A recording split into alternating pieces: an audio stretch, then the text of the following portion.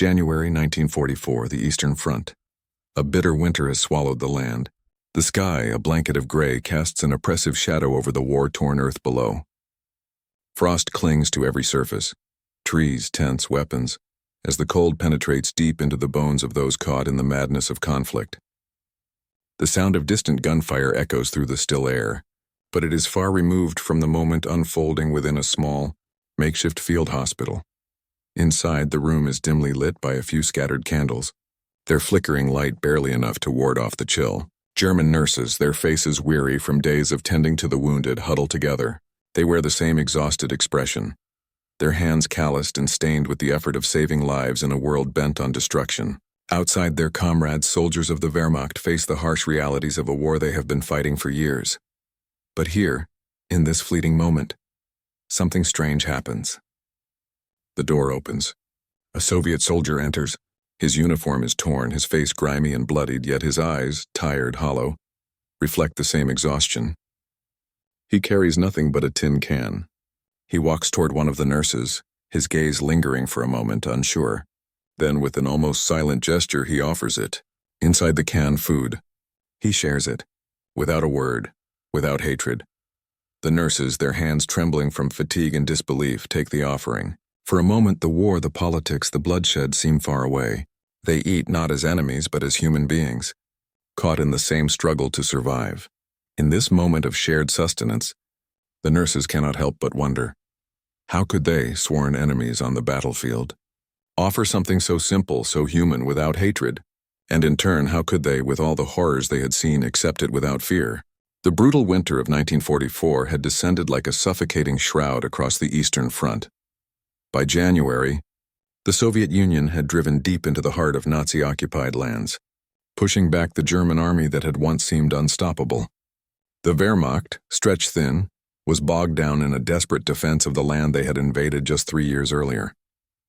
The once proud tanks and soldiers of the Third Reich were now frozen and battered, their supply lines severed, their morale low. The temperature had dropped to well below freezing. In the trenches, men shivered in the snow, and their feet often froze in their boots. The icy winds swept across the frozen earth, cutting through uniforms and tearing at the very will to continue. The landscape was a blighted wasteland, forests of blackened trees, villages reduced to rubble, and the endless expanse of white that offered no solace, no hope. Amidst this chaos, hospitals, makeshift and poorly equipped, sprang up wherever they could. German nurses, many of them volunteers from occupied territories, found themselves working in these field hospitals, surrounded by the casualties of war. They wore simple, worn uniforms, and their faces were often covered in grime, their eyes filled with exhaustion. The work was grueling: triage, surgery, and care for soldiers wounded by artillery, shrapnel, and the relentless combat that raged daily. The situation was no less dire for the Soviet forces, who, though resilient, were also overwhelmed by the scope of the battle. Their own supply lines were stretched, and many soldiers fighting for their homeland suffered the same exhaustion, hunger, and deprivation as their German counterparts. Yet the war was more than just a matter of survival on the battlefield. It was an ideological conflict of epic proportions. For the Germans, it was about the defense of the Third Reich. For the Soviets, it was a war of survival against an invading enemy determined to wipe them out. However, as the year progressed and the Germans found themselves increasingly cornered, a peculiar thing began to happen. Small, unexpected moments of humanity began to surface between the combatants. Amid the hatred, there were instances of simple, human gestures, shared food, the exchange of medical supplies, and even brief conversations where soldiers on both sides began to question the ideologies that had driven them into conflict. These moments of solidarity seemed impossible, given the monstrous scale of the war and the atrocities that had been committed. Yet they were real. At the heart of these small, unspoken exchanges were the nurses, the doctors, and the medics, those who were, in many ways, the silent witnesses to war's horrors. They were caught between two forces that treated them as mere pawns, yet they remained in contact with the very human side of the conflict. They had to navigate the razor-sharp boundaries of duty and survival, and in some cases, that meant seeing the humanity in those they were told to hate. As the war raged on, those moments of fleeting peace, often brief and misunderstood, became all the more significant. They were a quiet rebellion against the overwhelming tide of violence. In the case of the German nurses, the act of accepting food from their Soviet counterparts, with no hatred or prejudice, was a deeply profound moment that would stay with them long after the war ended. By the time winter 1944 had settled over the Eastern Front, the war had evolved into something far darker, its horrors now deeply entwined with the Nazi regime's brutal policies. The atrocities committed by the Nazis, particularly against Jews, Roma, and other so-called undesirables, were at their peak. The Holocaust had already claimed the lives of millions, and the SS, the Gestapo, and the Wehrmacht were deeply complicit in the systematic extermination of innocents. For the German soldiers, this had become their grim reality, a backdrop to the battlefield, where fighting and ideology merged into a deadly cocktail of hatred and survival. It is in this morally ambiguous environment that German nurses, many of whom were women from occupied nations such as France, Poland, and Russia, found themselves working. Despite their role in the medical profession, they were not immune to the pervasive ideology that justified the Nazi war machine. Many were torn between their duty to heal and the reality of the environment they were part of. The dissonance between their role as caregivers and the ideological commitment of the soldiers they worked alongside must have been unsettling. The nurses were often forced to deal with the aftermath of the war's brutality. Soldiers maimed by Soviet artillery, soldiers who had committed atrocities themselves, and soldiers caught in the psychological grip of the war. In these moments, the nurses were faced not only with the wounds of the body, but with the scars that war had left on the human soul. On the other side of the conflict, the Soviet soldiers were not untouched by the war's moral complexities either. For many of them, the fight against the Nazi invasion was one of survival. The Soviet Union had already borne the brunt of the initial German onslaught in 1941, and by 1944, the Red Army was seeking retribution. They fought not only for their land, but to avenge the millions of Soviet civilians and soldiers who had been slaughtered. Yet they too were faced with a harsh truth. Many of their German counterparts were not the invincible forces they had imagined, but ordinary men, often conscripted, caught in a war they did not fully understand. The Nazi soldiers, for their part, were not always the monolithic force of evil they were portrayed to be. Many were conscripts from across Europe, pressed into service by the expanding war machine. The longer they fought, the more they found themselves caught in a web of confusion and moral ambiguity. The act of offering food to a wounded enemy, or sharing a meal with someone whose uniform bore the mark of the oppressor, was an act that defied the ideology they had been taught. It was a fleeting glimpse of humanity amid the unrelenting cruelty. Amid these complex and morally fraught circumstances, the brief encounters between soldiers and nurses from both sides were moments where the rigid lines of war seemed to blur, even if just for a moment. In these brief exchanges, food became more than just sustenance. It was an offering of shared experience, a silent acknowledgement that in the midst of war, even enemies could recognize the common bonds that united them as human beings. The gestures were often fleeting, unnoticed by the broader forces at play, but to those who experienced them, they left an indelible mark on their hearts. For the German nurses, receiving food from Soviet soldiers was an unexpected act of kindness that stood in stark contrast to the dehumanizing brutality of the conflict. It was in many ways an act of rebellion against the very ideology they were part of, an acknowledgement that the enemy too was capable of compassion and humanity. This realization was particularly jarring for nurses who had been surrounded by the atrocities of the war, yet had never lost their capacity for empathy. The harsh, icy environment of the Eastern Front, where survival seemed like the only objective, was momentarily softened by the shared experience of nourishment. For the Soviet soldiers, too, the act of sharing food was not just a gesture of kindness, but also a deeply human response. The battlefield, filled with the stench of death and despair, seemed to strip away the political and ideological differences that divided the two forces. It reveals the rawest forms of human emotion and interaction. Fear, the soldiers saw one another not as enemies, but as comrades caught in a war that none of them had chosen. There exist moments that contradict the violence and hatred, revealing the humanity that war tries so hard to erase. For the German nurses on the Eastern Front, one of those moments came in the most unexpected of ways, the simple act of sharing food with an enemy soldier. For the nurses, the war had already claimed much of their innocence. They had witnessed the horrors of human suffering in its many forms. Soldiers torn apart by artillery fire, the sickening wounds of war, the steady stream of casualties pouring into their hospitals day and night. The emotional toll was staggering. Many of them had seen friends and family fall on the front lines, victims of the relentless German war machine they had once been part of. Now they found themselves working in a system that was increasingly difficult to reconcile with their original sense of duty. They were faced with soldiers who, while once proud of their role in the Reich, were now battle-weary, scarred, and often disillusioned. These men had seen the full force of war's toll on their bodies and minds. And yet, despite the crushing weight of it all, the nurses had a role to fulfill. They did not have the luxury of ideological purity.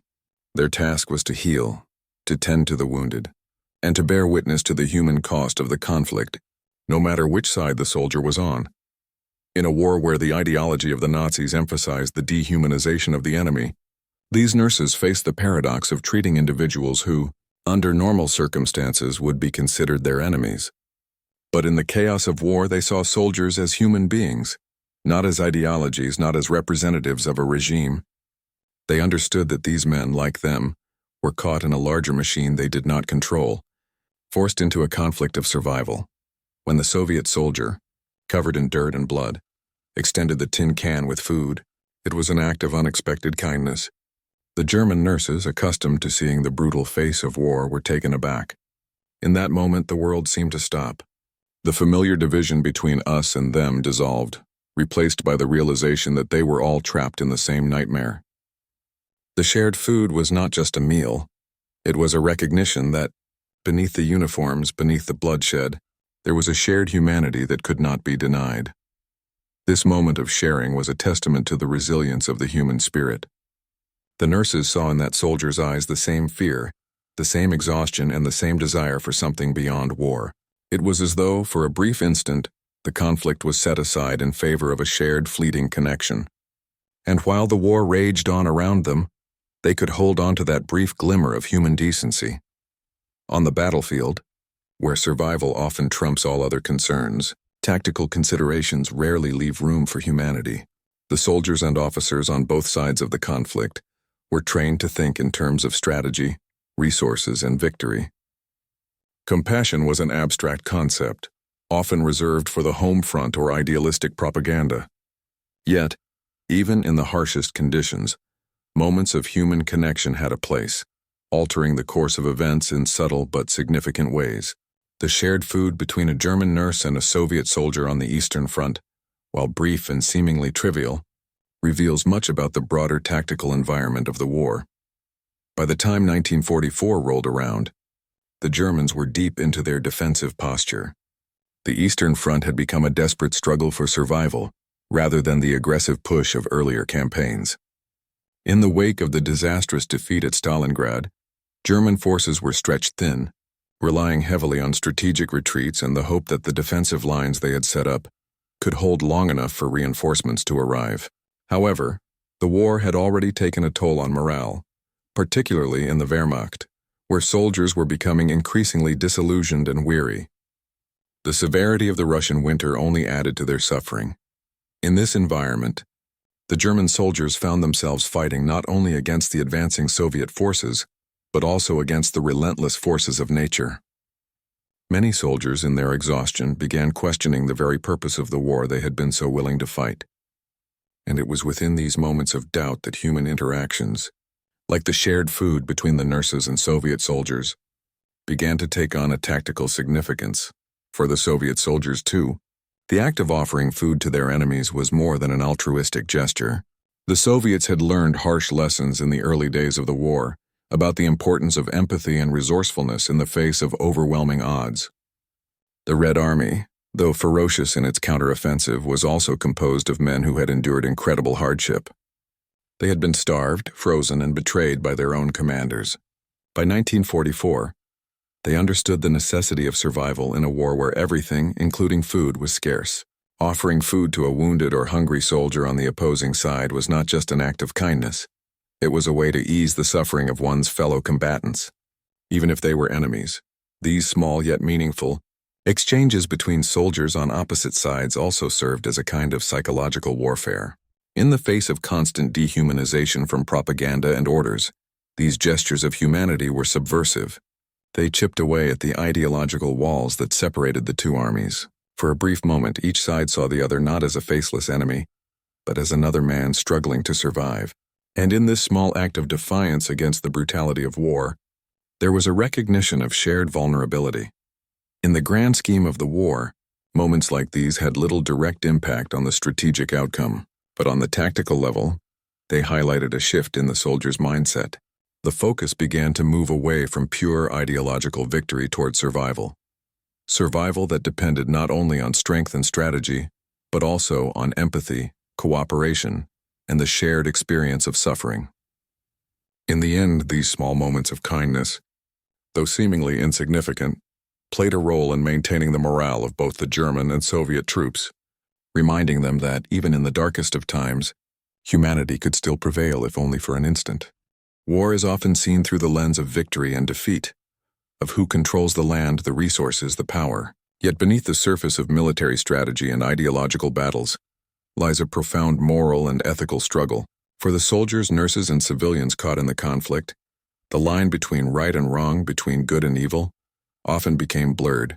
This moral ambiguity was particularly evident in the small but significant exchanges between enemy soldiers and German nurses on the Eastern Front, where the rules of war seemed to be forgotten if only for a moment. The nurses, many of whom had been taught to see the war in black and white terms, were forced to confront the complex reality of human nature.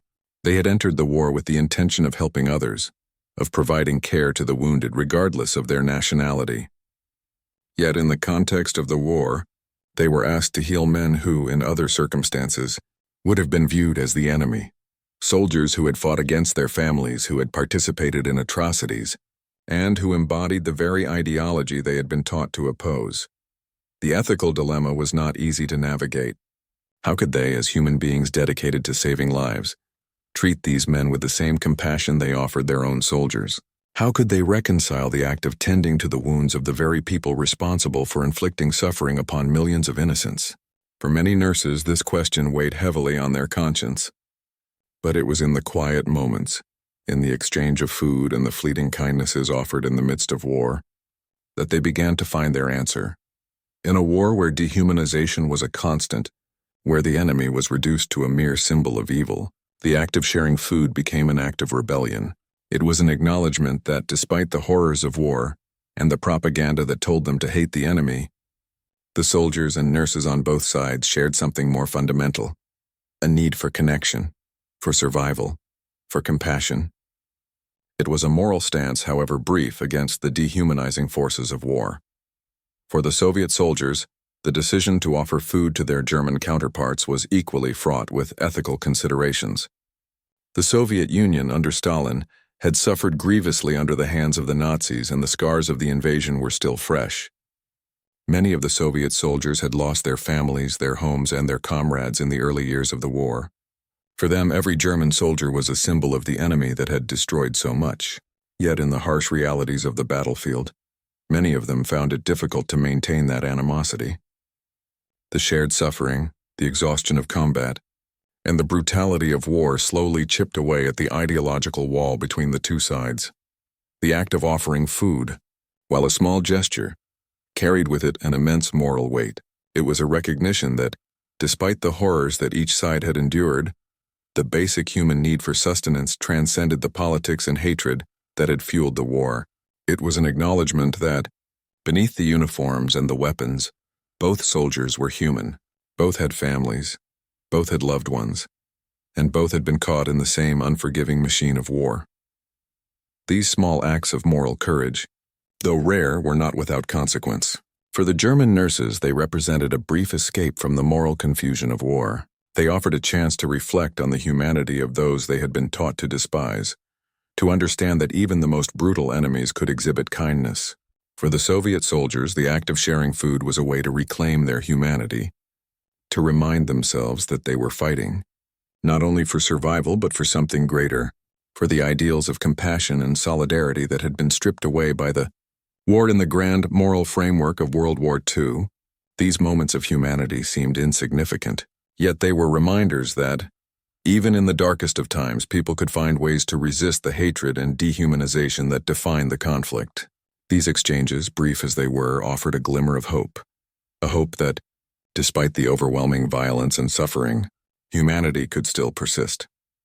It is said that in the heat of war, decisions are made in the blink of an eye, actions taken that can alter the course of events forever. The small, seemingly insignificant moments of human kindness that occurred on the Eastern Front between German nurses and Soviet soldiers were certainly not the deciding factor in the grand scale of the conflict. However, they represented a profound shift, a turning point in how the war and its participants would be remembered.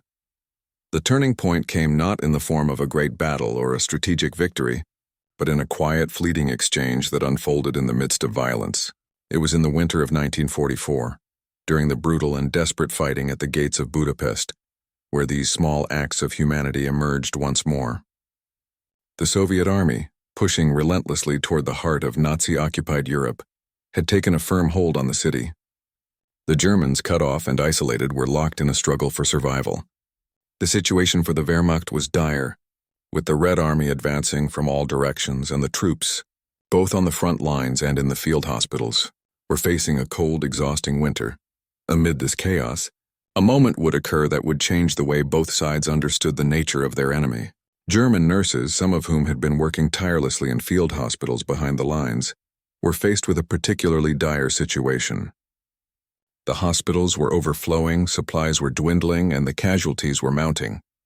Soviet soldiers, many of whom had suffered grievous wounds in the battle surrounding Budapest, were brought in for treatment, their faces pale, their bodies ravaged by the elements in the war. It was during this critical time, under the backdrop of artillery fire and the constant threat of Soviet assault, that an unexpected gesture occurred. A group of Soviet soldiers, wounded and half-frozen, were brought into a German field hospital. Exhausted, hungry, and desperate for warmth, they were met by the nurses, women who had seen their own comrades perish, whose hearts had hardened against the brutality of war. But in that moment, when the soldiers asked for food, the nurses did not hesitate. They shared what little they had left, offering bread, hot soup, and even scraps from their own rations. For the German nurses, this was not just an act of charity. It was an act of defiance against the very forces that had led them into this conflict.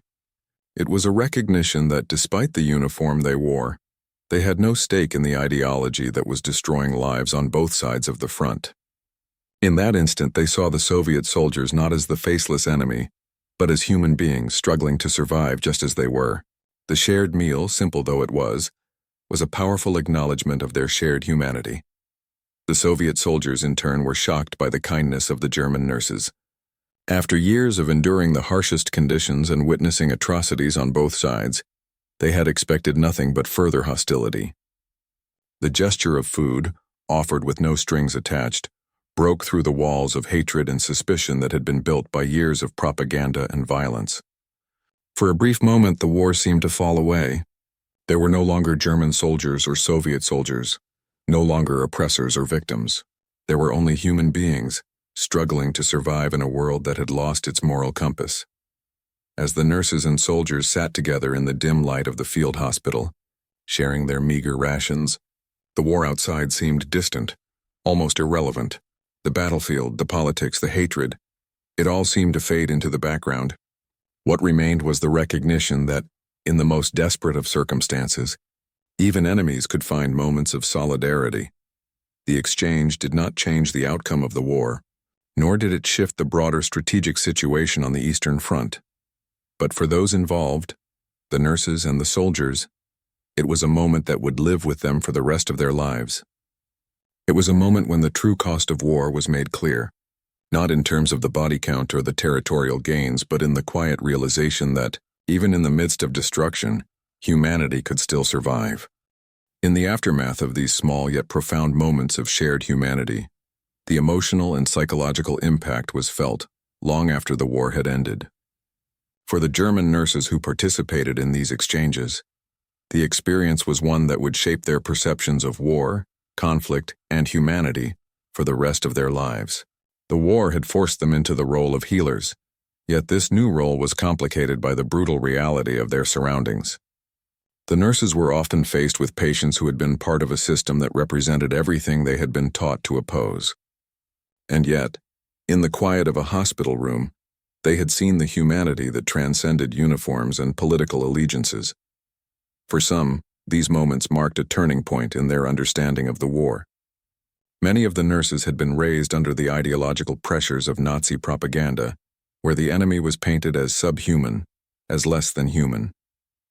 But when they looked into the eyes of the soldiers they were treating, whether German or Soviet, they saw something else entirely. They saw fear, exhaustion, pain, and a deep yearning for an end to the violence. In the Soviet soldier who offered food, in the German soldier who accepted it, they saw reflections of themselves. The nurses who shared food with Soviet soldiers experienced a quiet rebellion against the brutal world in which they were forced to operate. It was a fleeting moment, a brief flicker of kindness amid the coldness of war, but it was enough to change them. In their hearts, they realized that the war they were fighting was not just one of physical destruction, but one that aimed to destroy the very essence of humanity. And yet, despite the enormity of the conflict, small moments of compassion could still shine through. For the Soviet soldiers, the impact was similarly profound. They had fought not only against a foreign invader, but against an ideology that had killed millions of their own people. The German soldiers they encountered were often seen not as individuals, but as representatives of the evil that had invaded their land. And yet here in this small field hospital, they were treated not as enemies but as fellow human beings. The act of sharing food, of offering warmth and sustenance in the midst of a war that had stripped away all semblance of civility, was a powerful reminder that even in the darkest of times, there could still be a flicker of light. For the Soviet soldiers, this brief moment of kindness offered a glimpse of the possibility for peace, for understanding, even in the midst of war.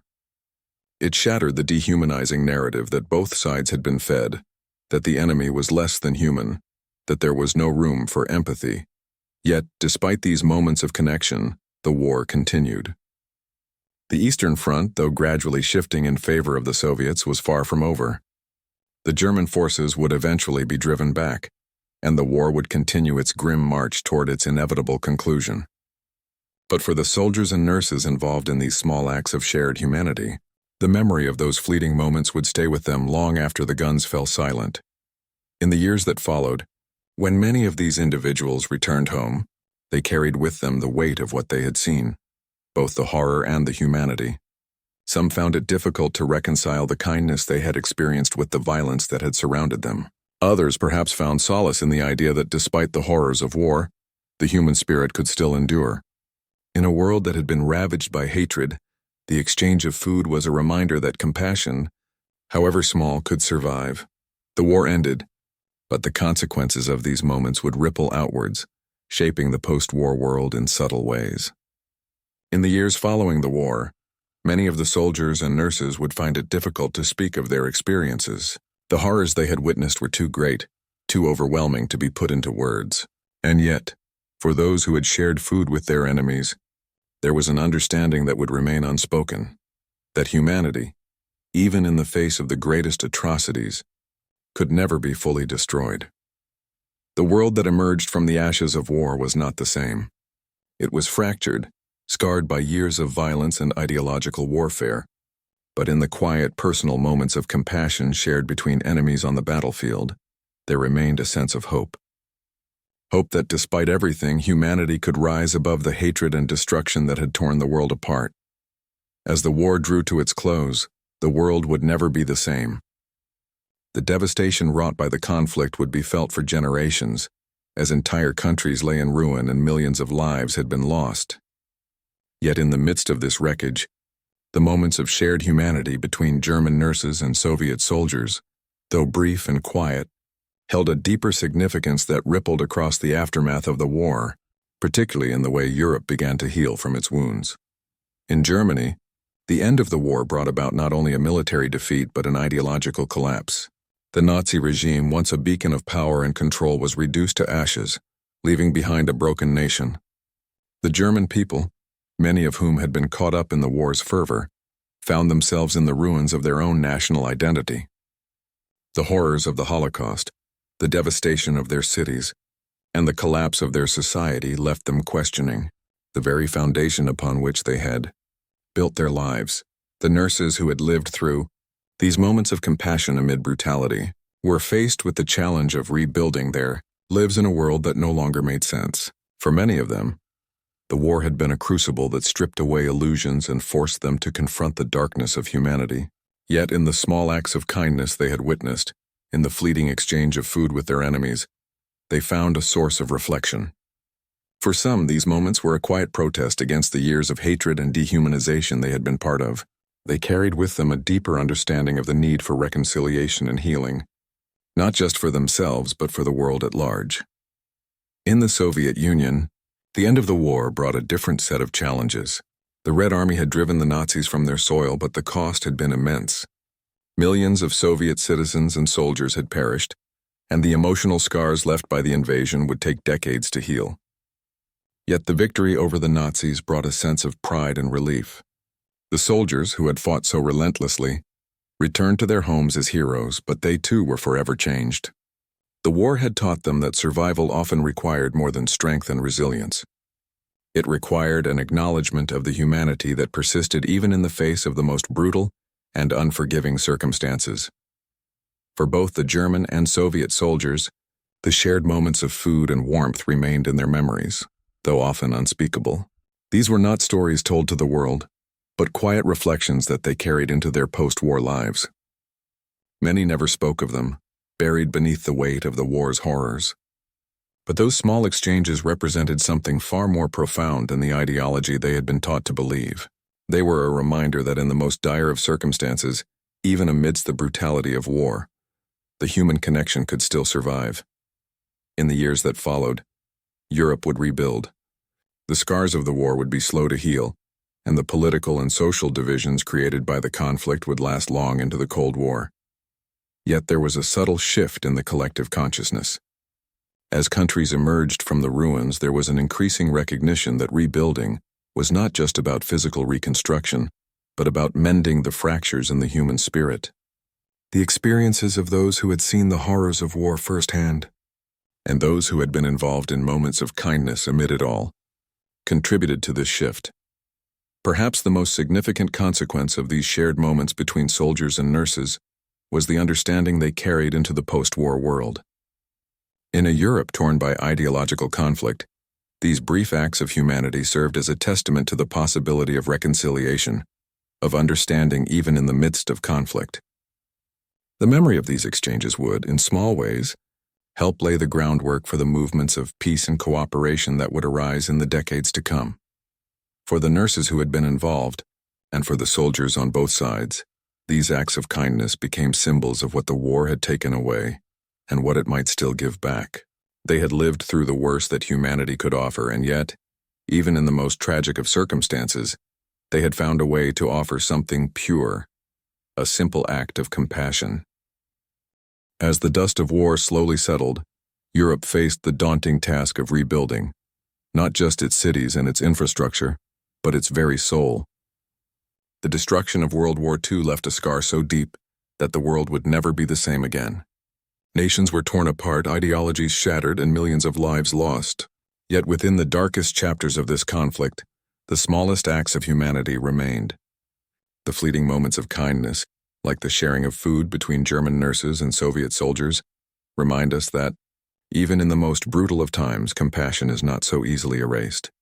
In the cold, ravaged landscapes of the Eastern Front, where survival often meant forsaking all semblance of civility, these small gestures stood as silent acts of resistance. They were moments where the heart of humanity refused to be fully consumed by the horrors of war. The nurses, torn between duty and moral conflict, found that in the exchange of food and warmth they were able to defy the forces that had sought to strip away their humanity. And for the soldiers on both sides, these brief connections served as reminders that, no matter the uniform they wore, they were still men struggling, suffering, and hoping for an end to the bloodshed.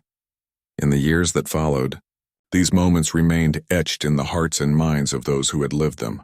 They were not part of the grand narrative of war, the sweeping victories, the decisive battles, or the military strategies. Yet, in their quiet way, these moments carried just as much weight. They were reminders that war, for all its destruction, could never fully erase the capacity for human kindness. They were an antidote to the dehumanizing forces that sought to reduce individuals to mere pawns in a much larger game. The emotional impact of these small, shared moments stretched far beyond the front lines of the Eastern Front. They resonated through the decades that followed, as Europe and the world slowly healed. They became symbols of the possibility of reconciliation in a world bent on division. In the years to come, these acts would offer a quiet counterpoint to the overwhelming narrative of destruction, reminding future generations that, even amidst the worst of times, it is the human spirit that endures.